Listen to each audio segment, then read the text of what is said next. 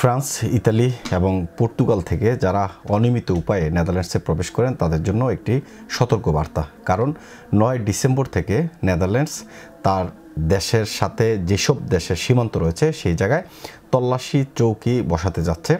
এই খবরটি জানিয়েছে ইনফোমাইগ্রেন্টস। খবরে যেটা বলছে, প্রতিবেশী জার্মানির দেখাদেখি অনিয়মিত অভিবাসন নিয়ন্ত্রণে আগামী 9 ডিসেম্বর থেকে সীমান্তে নজরদারি বাড়ানোর পাশাপাশি পুলিশি তল্লাশি শুরু করতে যাচ্ছে নেদারল্যান্ডস। প্রতিবেশী প্রতিটি দেশের সঙ্গে থাকা সীমান্তে এই ব্যবস্থা আরোপ করতে যাচ্ছে সেঙ্গেনভুক্ত এই দেশটি। নেদারল্যান্ডসের হ্যাগ শহর থেকে সোমবার এই ঘোষণা দিয়েছেন অতি ডানপন্থী হিসেবে পরিচিত ডাচ আশ্রয় বিষয়ক মন্ত্রী মারিওলাইন ফেভার। তিনি বলেন, অনিয়মিত অভিবাসন নিয়ন্ত্রণ ও অভিবাসী পাচার ঠেকাতে সীমান্ত পুলিশের মোবাইল টিমকে সীমান্তের প্রবেশ মুখে মোতায়েন করা হবে। ব্যক্তিগত এবং পণ্যবাহী গাড়িগুলোর অবাধ যাতায়াত যেন বিঘ্ন না ঘটে সেদিকে বিশেষ দৃষ্টি দেওয়া হবে বলে জানান তিনি। মূলত চলতি বছরের নভেম্বর থেকে সীমান্তে নজরদারি বাড়ানোর কথা বলেছিল দেশটির সরকার। শেষ পর্যন্ত 9 ডিসেম্বর থেকে শুরু হচ্ছে এই সীমান্ত তল্লাশি। মারিওলাইন ফেভার জানিয়েছেন, শুরুর দিন থেকে পরবর্তী 6 মাস কার্যকর থাকবে এই তল্লাশি। ইউরোপীয় সীমান্ত আইন মেনেই এই সীমান্ত নিয়ন্ত্রণ বা তল্লাশি করার বাধ্যবাধকতা রয়েছে ইউরোপীয় ইউনিয়নের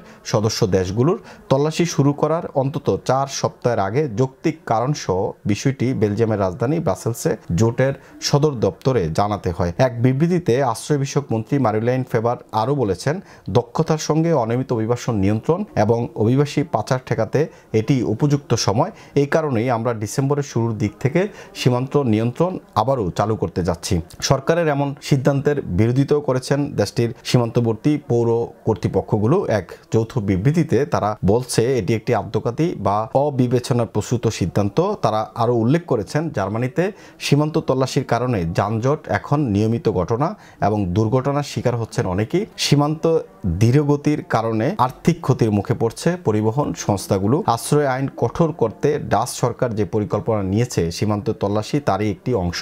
আর এই সিদ্ধান্ত বাস্তবায়নে সম্মত হয়েছে অতি ডানপন্থী বা মুসলিম বিরোধী দল পিভিভি সহ জোট সরকারে থাকা 4টি দল। অর্থাৎ ডাচ সরকার যে সিদ্ধান্ত নিয়েছে, এই সিদ্ধান্ত ডাচ বর্তমান যে জোট সরকার রয়েছে জোট সরকারের 4টি দল এই সিদ্ধান্তে তারা একমত হয়েছেন। অন্যদিকে বিরোধীরা এটার বিরোধিতা করেছেন এবং পৌর কর্তৃপক্ষ, সীমান্তে লাগা যে সমস্ত পৌর কর্তৃপক্ষগুলো রয়েছে তারাও এটার বিরোধিতা করেছেন। কিন্তু সবকিছু বিরোধিতার পরেও তারা কিন্তু এটা বাস্তবায়ন করতে চায়, কারণ অনিয়মিত অভিবাসন রোধ করার জন্য তারা সীমান্তে এই তল্লাশি চৌকি বসাতে চাচ্ছে, যেখানে 9 ডিসেম্বর থেকে এই অভিযান শুরু হবে। এছাড়াও ডাচ কিন্তু সরকার আরও কিছু পরিকল্পনা করেছে, যেখানে সিরিয়ার কিছু অংশকে নিরাপদ অঞ্চল হিসেবে তারা ঘোষণা করেছেন এবং সেই জায়গায় সিরীয় শরণার্থী যারা রয়েছেন তাদেরকে ফেরত পাঠানোর ব্যবস্থাও তারা করতে চাচ্ছে বা এমন একটা পরিকল্পনা তারা কিন্তু ইতিমধ্যে করেছে।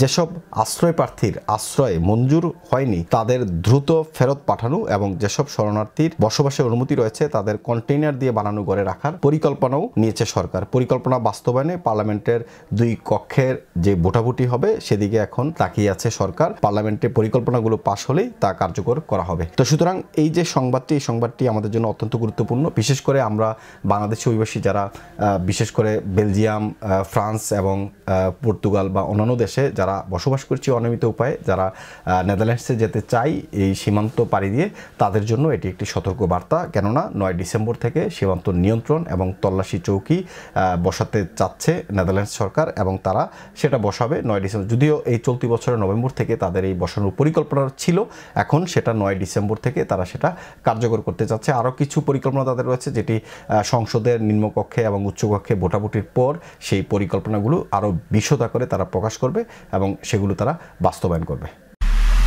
এমআইবি সংবাদ ও সংবাদ সংশ্লিষ্ট অনুষ্ঠান দেখতে ভিজিট করুন www.mibtelevision.tv ও facebook.com/mibtelevision.tv এবং সাবস্ক্রাইব করুন youtube.com/mibtelevision এ। এমআইবি টেলিভিশন, সত্য খবর, সঠিক খবর।